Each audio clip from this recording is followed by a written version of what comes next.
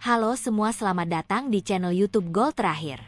Kali ini kami akan membagikan kumpulan berita Timnas Indonesia terbaru hari ini, di antaranya sebagai berikut. Berkelas. Seketika negeri jiran bisa dibuat geger. Begini komentar Madam Pang usai Timnas Indonesia U23 bantai Brunei di Piala AFF U23 2025 sampai bilang begini, sindir keras Malaysia. Mantap Pak Ketum. Begini komentar Erick Thohir usai Timnas Indonesia gulung Brunei 8-0. Di Piala AFF U23, Garuda fans harus simak si ini.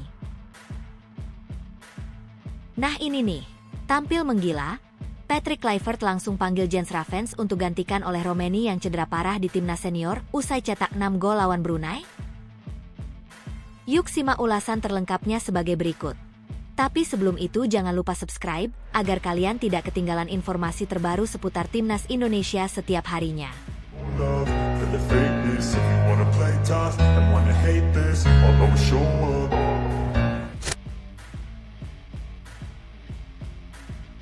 Berkelas. Seketika negeri jiran bisa dibuat geger. Begini komentar Madam Pang usai Timnas Indonesia U23 bantai Brunei di Piala AFF U23 2025 sampai bilang begini, sindir keras Malaysia. Jakarta kembali bergemuruh. Stadion utama Gelora Bung Karno menjadi saksi bisu dari sebuah amukan kolektif yang mencerminkan wajah baru Garuda Muda. Cepat, buas, dan kejam. Dalam duel perdana grup A Piala AFF U23 2025, Timnas Indonesia tampil menggila, menghancurkan Brunei Darussalam dengan skor yang bukan sekadar telak, melainkan mempermalukan, 8-0 tanpa ampun. Ribuan pasang mata di stadion dan jutaan lainnya di layar kaca tak hanya menyaksikan pesta gol, tetapi juga menyaksikan kelahiran ulang sebuah generasi emas. Jens Ravens tampil sebagai monster di lini depan, mencetak 6 gol dan membuat publik ASEAN terpaku pada satu nama, Indonesia. Namun bukan hanya skor yang jadi perbincangan. Di balik kemenangan megah itu, ada gelombang baru yang menggetarkan ruang-ruang diskusi sepak bola kawasan.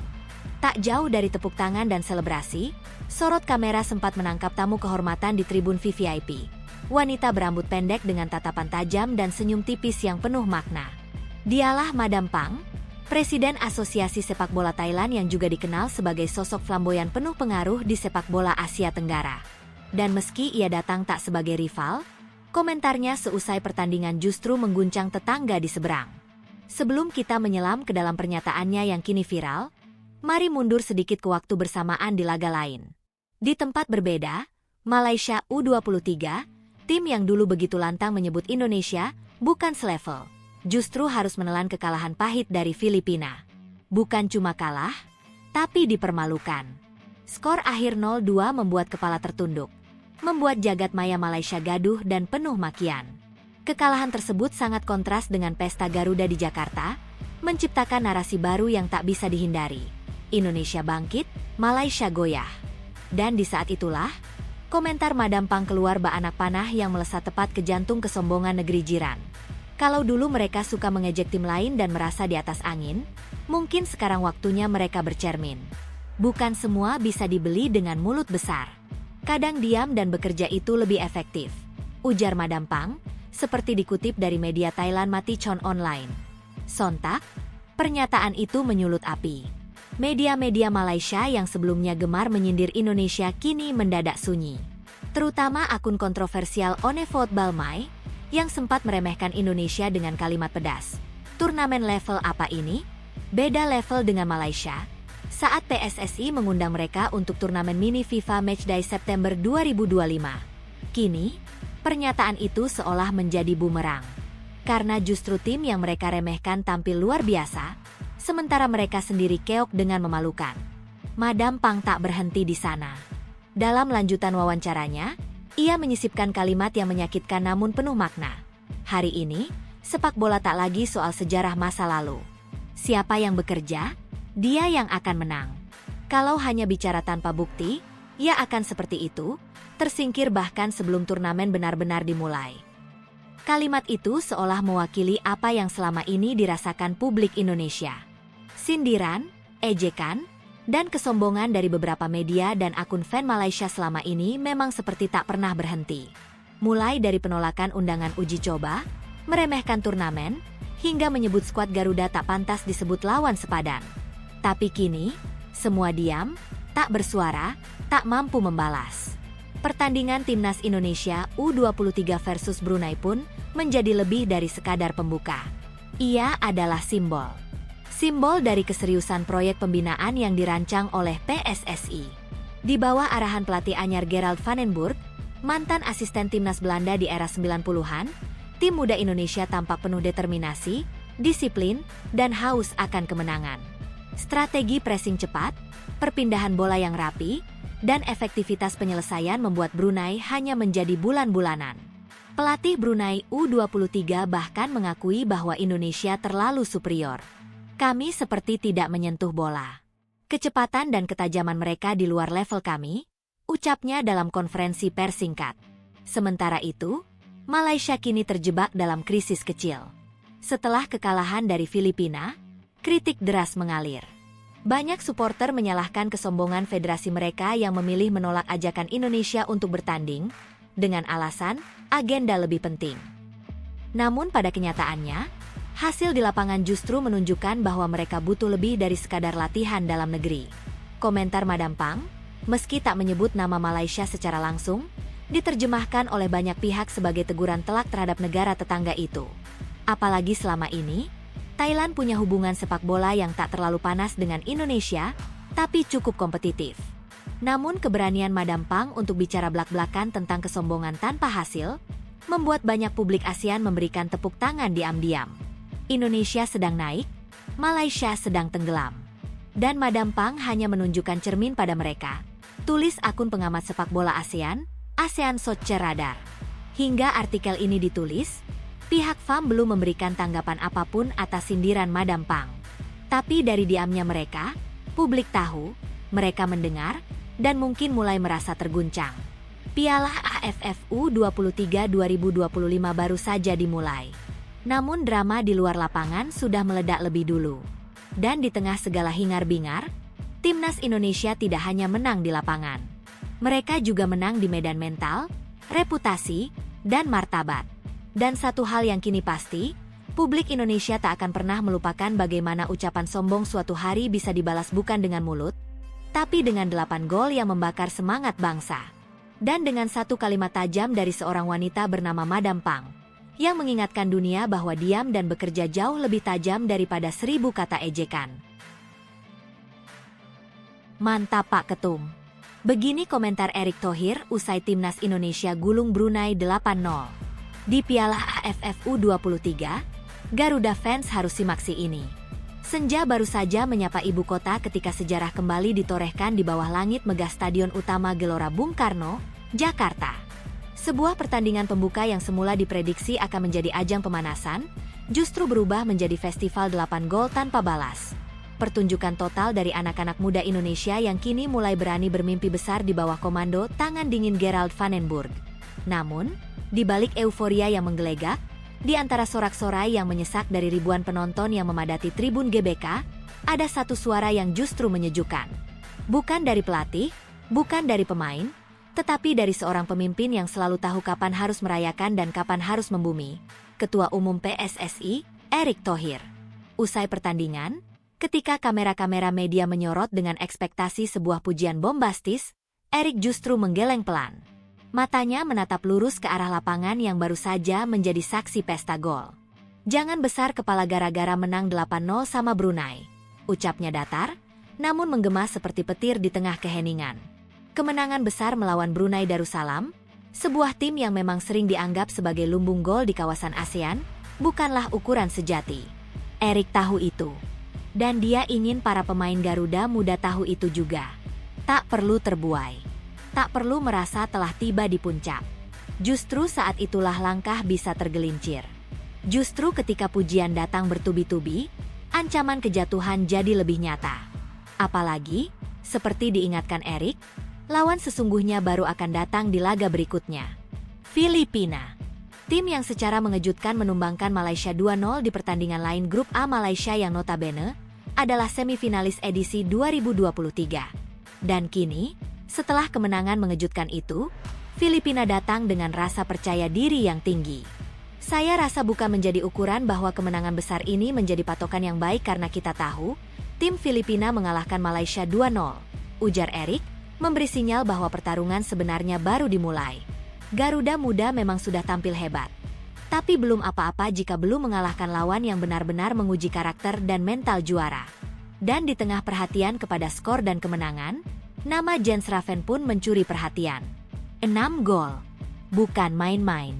Bahkan di level senior sekalipun, mencetak 6 gol dalam satu pertandingan adalah pencapaian langka. Raven tampil seperti predator yang tak pernah puas. Namun, lagi-lagi, Eric menahan diri. Raven juga apresiasi golnya banyak. Tapi bukan ukuran, karena belum melawan Filipina atau Malaysia, tegasnya. Kalimat itu bukan untuk mengecilkan prestasi sang striker muda, melainkan untuk menjaga agar kaki tetap berpijak ke bumi. Karena ia tahu, lawan berikutnya tak akan semudah Brunei. Eric tak asal bicara. Ia adalah saksi sejarah kala timnas U23 Indonesia berlaga di final Piala AFF 2023 di Rayong, Thailand. Saat itu Garuda Muda juga tampil luar biasa sepanjang turnamen, tapi gagal di partai puncak melawan Vietnam. Luka itu masih membekas. Dan Eric ingin sejarah tak terulang. Target kita kan mau lolos grup, bahkan semifinal, bahkan juara. Karena terakhir, saya menyaksikan sendiri, waktu itu kita final melawan Vietnam di Thailand. Sayang kita kalah waktu itu. Kenangnya. Kalimat yang mengandung harap sekaligus trauma. Harap karena melihat potensi besar anak-anak muda ini. Trauma karena tahu bahwa satu kesalahan bisa merusak segalanya. Di luar lapangan, suasana pun gegap gempita. Media sosial meledak. Tagar Garuda Muda menggema. Video gol demi gol berseliweran. Wajah Jens Raven jadi ikon baru. Namun di tengah semua itu, suara Erick Thohir menjadi jangkar realitas. Ia tak ingin anak-anak ini larut dalam pesta sebelum trofi benar-benar diraih. Dan satu hal yang tak boleh dilupakan, ini baru langkah pertama dari perjalanan panjang. Filipina dan Malaysia masih menanti. Kemenangan melawan Brunei adalah titik awal, bukan akhir. Tim asuhan Gerald van den Burg harus menjaga ritme, menjaga mentalitas, dan yang terpenting, menjaga kerendahan hati. Eric sendiri mengapresiasi kinerja van den Burg sejauh ini. Untuk awal saya rasa permainannya di babak pertama sangat apik, ucapnya. Tapi ia juga tak lupa menegaskan bahwa perjalanan sesungguhnya baru dimulai. Dan di panggung sebesar Piala AFF, hanya tim yang mampu konsisten dari awal hingga akhir yang layak disebut juara.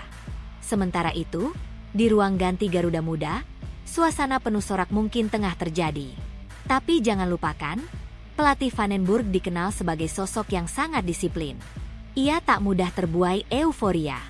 Kemungkinan besar, apa yang disampaikan Erick Thohir juga sejalan dengan pesan pelatih asal Belanda itu. Fokus, fokus, fokus. Rakyat Indonesia boleh merayakan. Tapi skuad ini, skuad U23, harus mulai menatap hari Jumat, laga penentuan melawan Filipina. Kemenangan akan membawa Indonesia ke semifinal.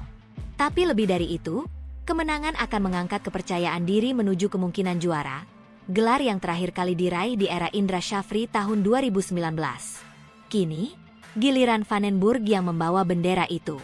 Giliran Raven, Ferrari, Kadek Arel, dan kawan-kawan untuk mencetak sejarah baru. Tapi semuanya dimulai dari satu sikap. Tidak besar kepala. Jadi, Garuda fans, dengarlah pesan Pak Ketum. Dengarlah suara bijak dari Erick Thohir yang telah menyaksikan suka dan duka timnas selama bertahun-tahun. Ia tak sedang memadamkan semangat. Ia justru sedang menjaga api juara tetap menyala hingga hari terakhir. 8 gol itu luar biasa. Tapi trofi juara tetap tujuan utama. Ayo Garuda Muda, jaga konsistensi, tetap rendah hati, dan siapkan diri untuk pertarungan sesungguhnya. Karena kemenangan besar tidak ada artinya jika tidak diakhiri dengan angka trofi di podium tertinggi. Nah ini nih, tampil menggila, Patrick Kluivert langsung panggil Jens Ravens untuk gantikan oleh Romeni yang cedera parah di timnas senior usai cetak 6 gol lawan Brunei. Langit Jakarta masih merah membara, bukan karena senja, melainkan karena kobaran semangat Garuda Muda yang baru saja membuat sejarah di Stadion Utama Gelora Bung Karno. Dalam laga pembuka Piala AFF U23 2025, Timnas Indonesia U23 menciptakan tontonan magis yang membuat seisi stadion terpukau, membuat Asia Tenggara menoleh, dan membuat publik dunia bertanya-tanya. Siapa sebenarnya bocah bernama Jens Raffen ini? Di balik kemenangan mutlak 8-0 atas Brunei Darussalam, satu nama menyeruak paling mencolok dari semua sudut perbincangan. Jens Raffen, sang predator baru lini depan merah putih. Pemain keturunan Belanda Indonesia ini tak hanya tampil luar biasa, ia menggila.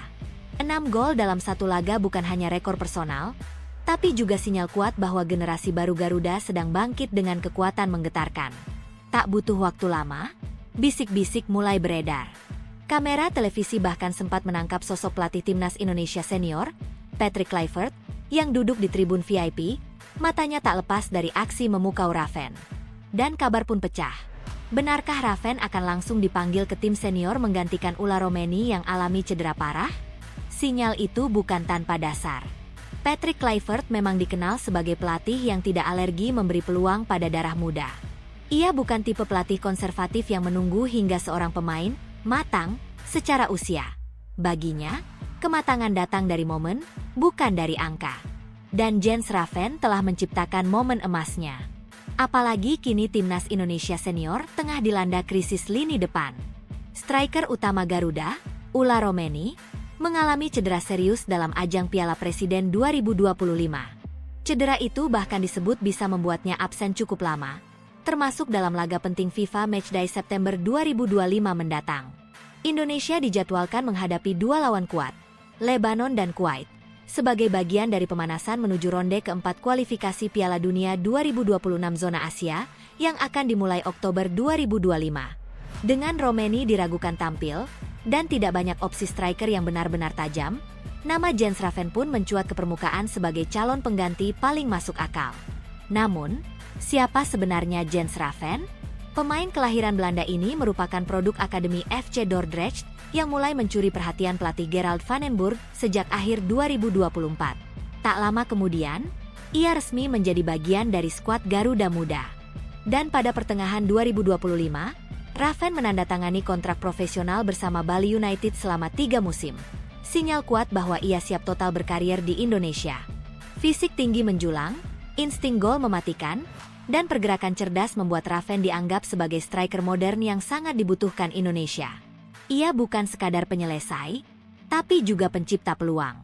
Melawan Brunei, ia tak hanya mencetak 6 gol, tapi juga menciptakan ruang, membuka jalur serangan, dan memimpin lini depan bak striker veteran. Penampilan Raffen bahkan memicu banyak analisis dari pengamat sepak bola ASEAN. Beberapa media Thailand dan Vietnam menyoroti aksinya, menyebut bahwa Raffen adalah the real deal, dan bisa menjadi mimpi buruk bagi pertahanan lawan di laga-laga mendatang. Sementara itu, pelatih senior Indonesia, Patrick Kluivert, dikabarkan langsung menghubungi tim pelatih U23 dan meminta laporan detail soal Raffen. Sumber dalam PSSI menyebut, Coach Patrick sangat tertarik melihat data statistik Raffen. 6 gol hanya dalam satu pertandingan tentu tak bisa diabaikan begitu saja. Ia ingin tahu kesiapan mental Raffen bila dipanggil ke tim senior. Hal ini diperkuat dengan filosofi Kluivert sendiri. Pria yang pernah melatih tim junior Ajax dan menjadi direktur teknik di Barcelona ini dikenal sebagai pelatih yang menaruh kepercayaan penuh pada generasi muda. Buktinya, Beckham Putra Nugraha yang belum lama ini secara mengejutkan dipanggil ke tim senior. Jadi, kenapa tidak Raffen? Apalagi Indonesia saat ini sedang dalam transisi skuad. Nama-nama seperti Tom Haye, Ivar Jenner, Justin Hubner, hingga Rafael Struijk telah menjadi tulang punggung Garuda baru. Masuknya Raffen ke dalam formasi ini bisa memberi variasi serangan yang segar dan mematikan. Namun, jalan ke timnas senior tentu bukan hanya tentang satu pertandingan. Raffen harus membuktikan bahwa performa melawan Brunei bukan sekadar kebetulan, tapi hasil dari proses panjang dan kualitas nyata. Laga berikutnya melawan Filipina dan Malaysia akan menjadi ujian sesungguhnya. Jika ia kembali mencetak gol, atau setidaknya menunjukkan performa dominan, maka pemanggilan ke skuad Patrick Kluivert bisa menjadi kenyataan sebelum FIFA Matchday September digelar. Timnas Indonesia butuh striker seperti Raffen. Cepat, cerdas, dan lapar gol. Di sisi lain, cedera ulah Romeni memang menjadi pukulan besar. Romeni adalah striker yang mulai menemukan ritmenya bersama timnas Indonesia.